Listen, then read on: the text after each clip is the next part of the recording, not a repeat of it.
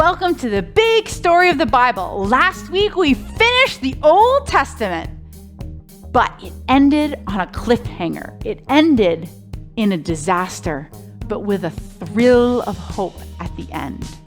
Let's watch this video to review. In the beginning, God created the universe and a planet called Earth.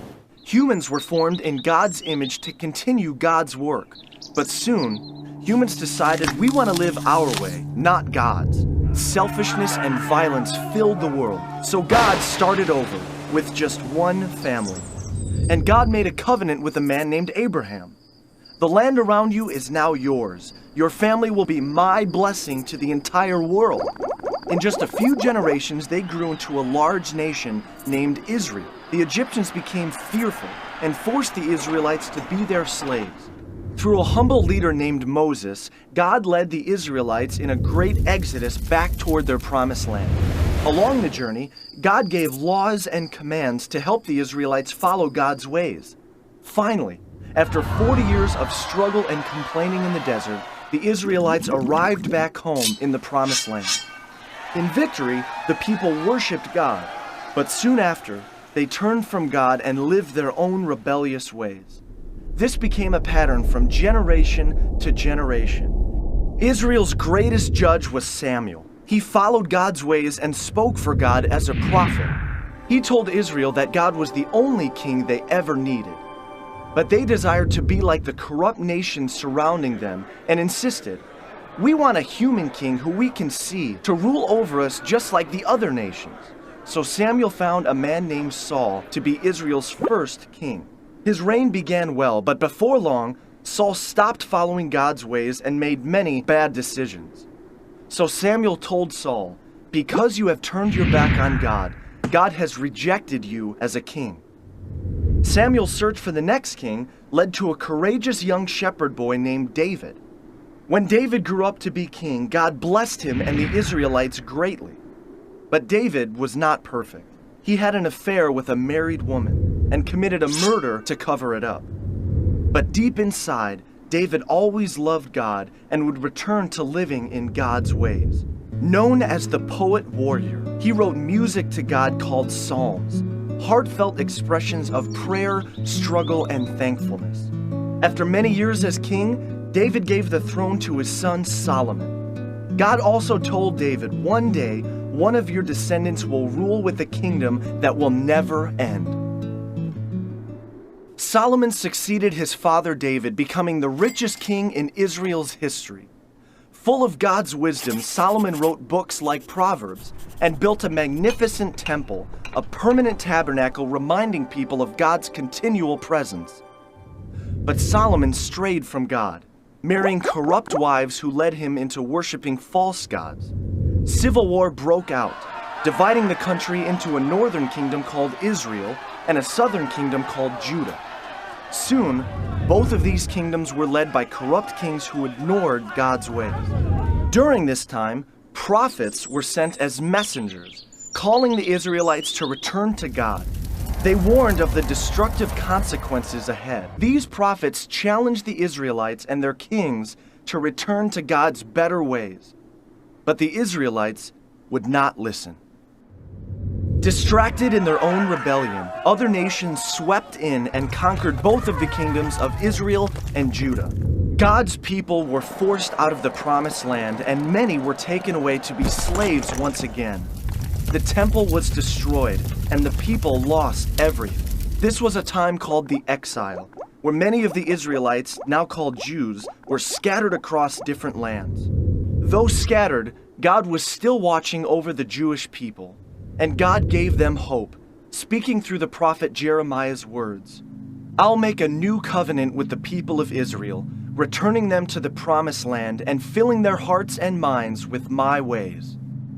60 years later, this hope was realized. The Persian Empire freed the Jewish people to return to their promised land. A small number gathered back in the capital city of Jerusalem, and a new, smaller temple was built under the leadership of Ezra. Reunited, they celebrated and shouted with joy. But the elders wept in remembrance of what was lost.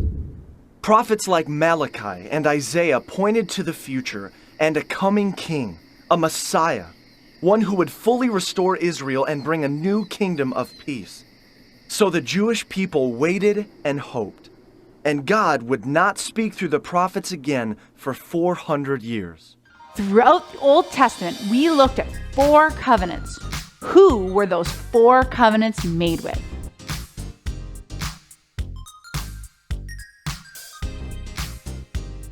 What did he promise to each of them? See if you can match each of these things to who that covenant was with. Now, there are actually 4 times in the Old Testament that we're told God initiates a covenant relationship with Noah, Abraham, the nation of Israel, and King David. Based on the following video clips, can you guess which covenant goes with which person?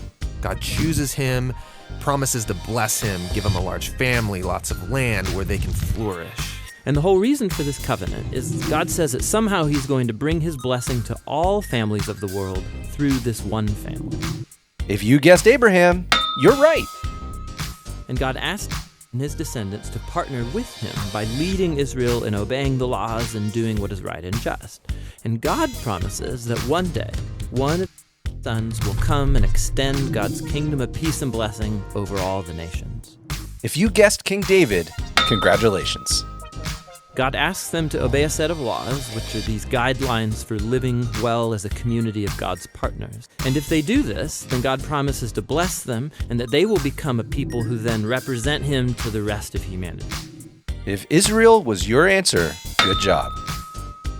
I know that humans will continue to be evil, but despite that, I'm not going to destroy it like this again. Instead, the earth will be this reliable place for us to work together. If you guessed Noah, congratulations. At the end of the Old Testament, it looked like all of these promises were broken. But even when we break our covenants, God keeps his. So those are the 4 covenants that God makes in order to restore his partnership with the whole world. But here's what happens.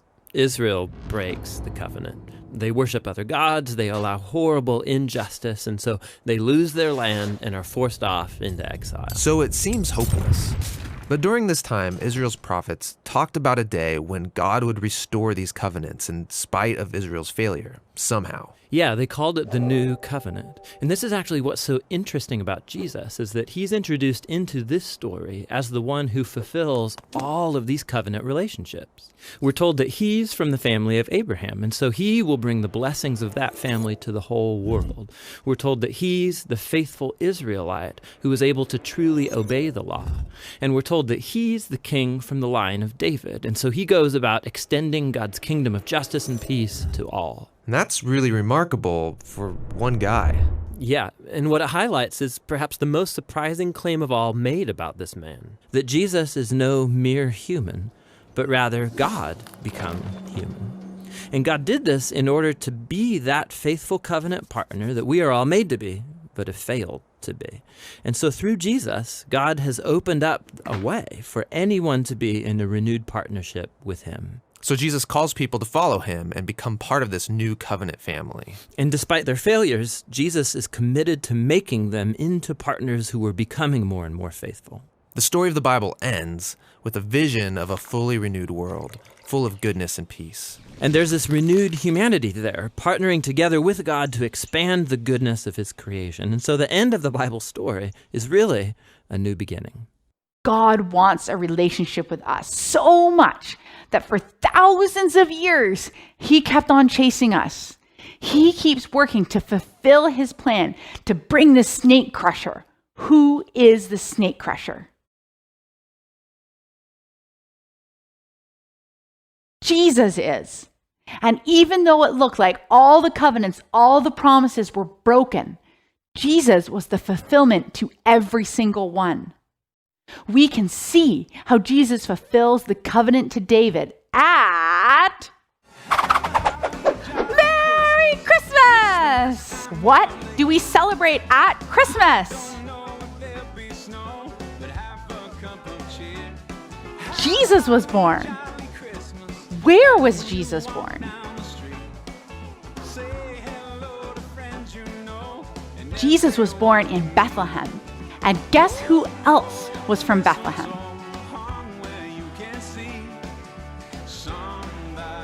David. And just like Samuel came to Bethlehem in search of the king, God had showed him the wise men came to Bethlehem in search of the new king. God promised David that one of his sons would always be king and that he would sit on a throne forever and ever. And guess who was David's great-great-great-great-great-great-great-great-great-grandson? Jesus. Oh, sorry guys, 1 second. I'm getting a call. Hello? Hello? Oh, hello!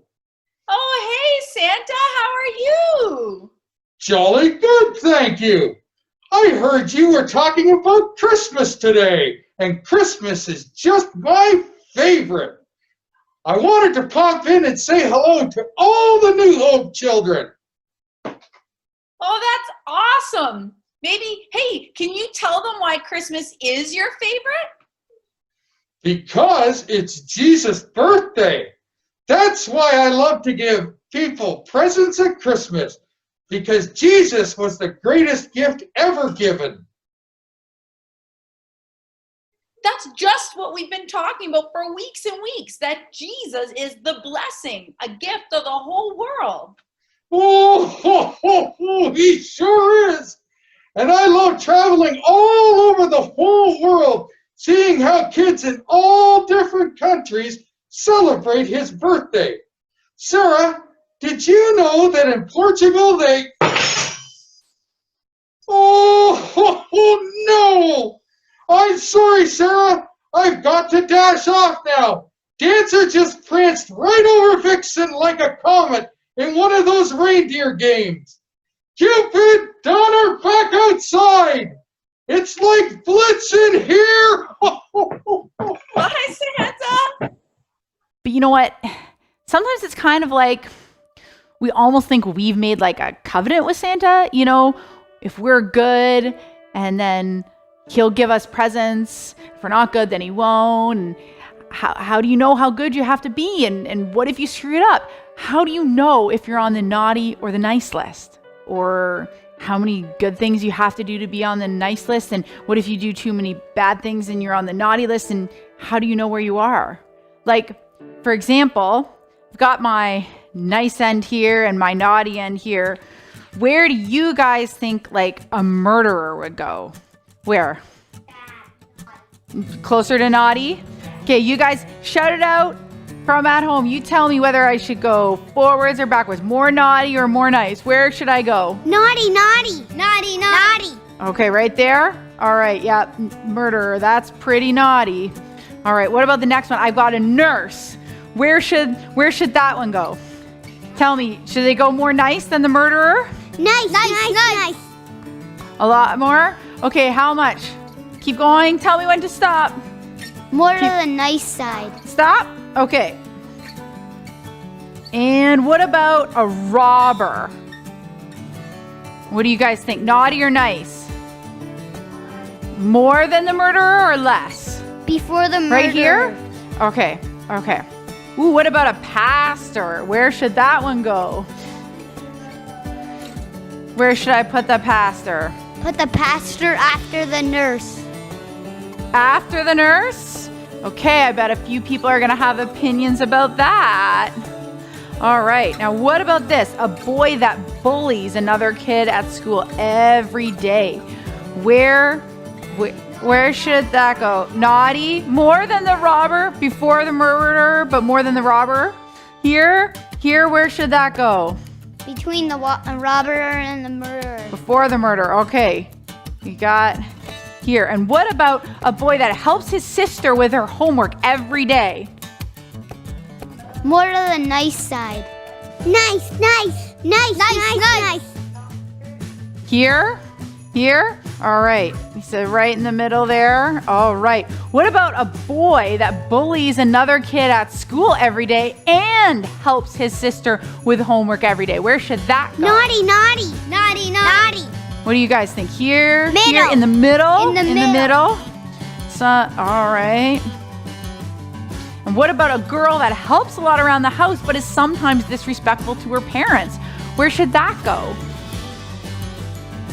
Here? This side? That side? Tell me, here? All right. So here's the question. Where is the line? Where is it where you're on the naughty list and you're just going to get coal in your stocking, or you're on the nice list and you're going to get presents? How do you know when you're good enough? So where does Santa draw the line? And where are you on that line? Let me ask you a question. Have you ever gotten coal from Santa? Here's the thing. None of us can do it perfectly. None of us can actually earn our way onto the nice list. All of us have given into the snake, our selfishness, except for one. Yeah, humanity now faces a choice that's represented by a fruit tree. So humans could partner with God and find freedom by trusting in his knowledge of good and evil. Or They could seize power and define good and evil on their own, which, God warns, will kill them. and they hear the voice of a dark, mysterious creature that tells them the choice is simple. Take the fruit. It'll give you power and freedom to rule the world on your own terms. And so they seize this knowledge, and as a result, they become suspicious and self-protective. It leads to fractured relationships, violent power grabs, and ultimately, a whole civilization, Babylon, that has redefined evil as good. And so, God scatters this corrupted human project. And here the story of the Bible takes an important turn. We zoom into the story of a man and a woman who come out of Babylon, Abraham and Sarah. Yeah, God promises that from them will come a new people, a nation that has another chance to make the right choice. And if they succeed, it will open up this new way forward for the rest of humanity. And this is why the rest of the Bible story is about this family. And it does not go well. Despite God's personal guidance, Abraham's family gives in to that same temptation to redefine good and evil on their own terms, apart from God. Even when their best people were in charge, rulers who loved God's guidance and had divine wisdom, even they gave in. And so Israel was warned by their own prophets that these choices would lead them back to Babylon, this time as conquered captives living in exile, and that's exactly what happened. So even with God's personal guidance, Israel fails. Who can succeed? Well, the prophet said that the story wasn't over. God's going to send a new leader to Israel to cover for their failures and to transform the people's hearts and minds so that they can make the right choice. And so the part of the Bible called the Old Testament ends, and these promises are left hanging. And then the biblical story continues into the New Testament. We're introduced to a man who comes from the line of Israel's kings, Jesus of Nazareth. And he said that he was bringing all these promises to their completion. He confronted that dark, mysterious evil that all humanity has given into and resisted its power. And then he announced that God had arrived to rule the world through himself. Jesus taught about God's definition of good and evil, and he said that real power is serving others. According to Jesus, it's people who love the poor and even love their enemies. These are the kinds of people who actually rule the world. And that's confusing, but also really beautiful. And so is the claim that the story goes on to make about Jesus, that he is God become human, to be for Israel and for all humanity what we could never be for ourselves. He came to take the consequences of our evil into himself, and his sacrificial love proved more powerful than evil, than even death itself. Jesus came and resisted the snake. He was the Son of David that would be king forever and ever with an everlasting kingdom. It would just be a very different kind of kingdom than anyone had ever thought of before. A kingdom open to all people. He was the perfect covenant keeper, the true Israelite. He was the blessing to the whole world and all nations. He was the only one completely on the nice list. And next week, we'll talk about how, because he crushed the snake and defeated sin and death, he puts us on the nice list. We get to be treated by God as if we've kept all the covenants like Jesus did. Let me ask you a question. Have you ever gotten coal from Santa? ever known someone who actually did? Now, I didn't get a chance to ask Santa this, but I'm not sure he really actually gives coal to anyone. I think he gives gifts like Jesus, not because we deserve it, just because of love. I think Santa puts me on the nice list, even though I deserve to be on the naughty list. And Jesus does. And we'll talk more about that, about the new covenant next week, and how Jesus defeated sin and death by his death and resurrection. But in his life, he showed us what his new kind of kingdom was like. He showed his disciples, the people like Peter that we talked about so much in our Book of Mark series, who traveled with him and learned from him. He showed them how to love people, how to be the blessing to everyone, even to people who no one else loved or wanted.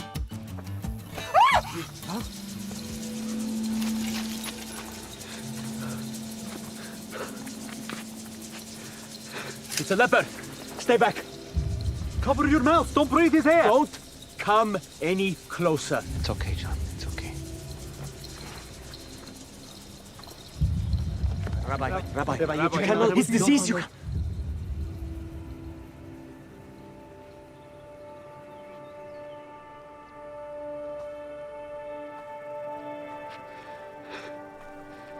Please. Please.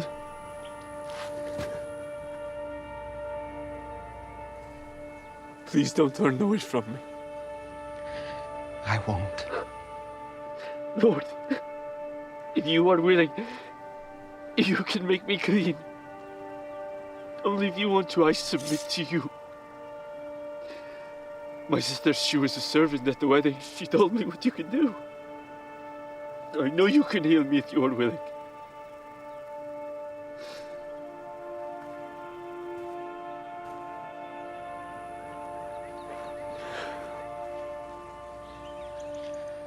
I am willing.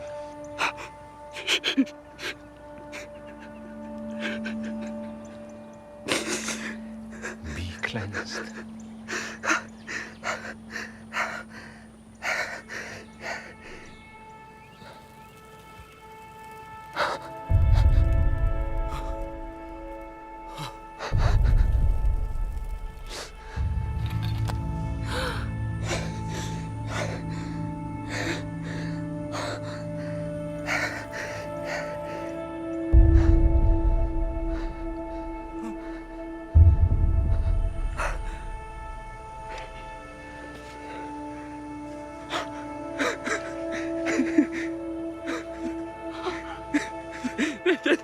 Thank you.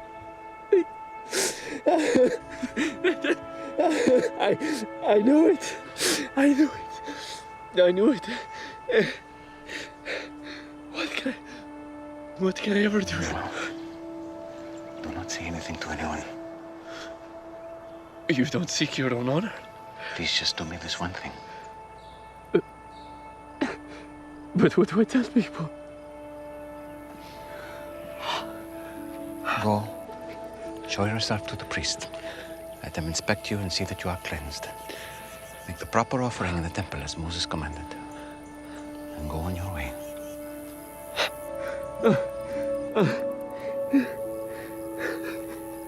Who has an extra tunic? Just one of you, just one of you. That's enough.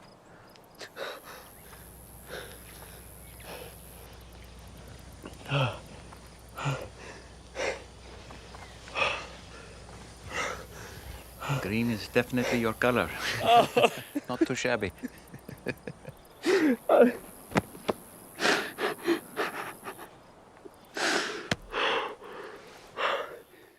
Jesus showed us what his kingdom was like, how it was open to everybody, that God's presence had come near, close to the people again, because Jesus was God's presence.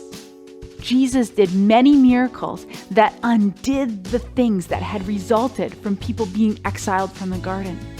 He healed the sick, showing he had power over sickness and even death. He even brought other people back from the dead. Can you name any of them? Maybe think back to our Book of Mark unit.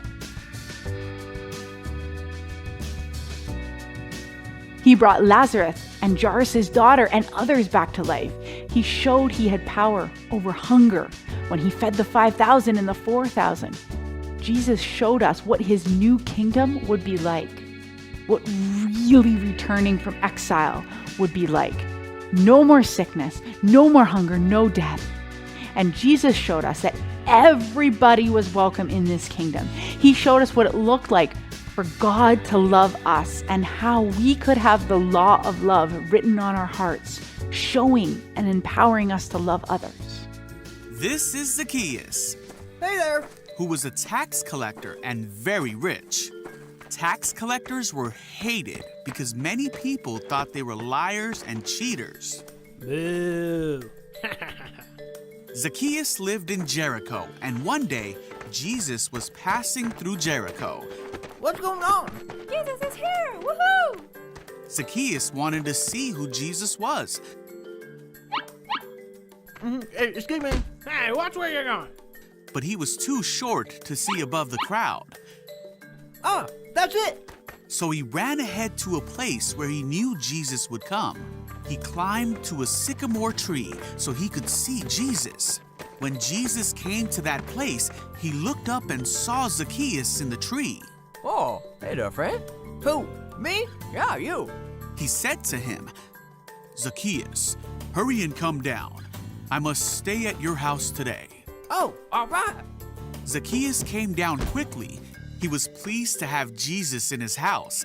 All the people saw this and began to complain. Ugh. Look at the kind of man Jesus stays with. Zacchaeus is a sinner. But Zacchaeus said to Jesus, I will give half my money to the poor. If I have cheated anyone, I will pay that person back 4 times more. Jesus said, Salvation has come to this house today. What? This man truly belongs to the family of Abraham. The Son of Man came to find lost people and save them. Jesus came to be a new kind of king in a new kind of kingdom. He came to look for lost people and to save them, to transform them with his love, a new kind of covenant. Zacchaeus didn't stop stealing from people and give his money to the poor because that was God's law, because that was the rule of the covenant. But because he felt so loved by Jesus, even though he had done so many bad things, even though he was on the very naughty list, Jesus loved him. And out of the love for Jesus, Zacchaeus' heart changed and he wanted to love other people too. And that's what Jesus does for me and you. We can love others because first Jesus loved us. Dear Jesus, thank you that you came close to us. You came into our presence at Christmas time. Thank you that because you did that, we can come into your presence. We can be part of your kingdom. Any of us can. Thank you for that privilege. Thank you for showing us what love is. Thank you for loving us first. And please help us love others the way you've loved us. It's in your name we pray, Jesus. Amen. Great work on this week's contest. I love seeing all your hearts. And here's this week's winner. If you didn't get a chance to play the timeline game yet, you can check out last week's video for instructions on how to play. And you can print it from the link in the description or pick one up next time you're at the church. See you next week, and Merry Christmas in July!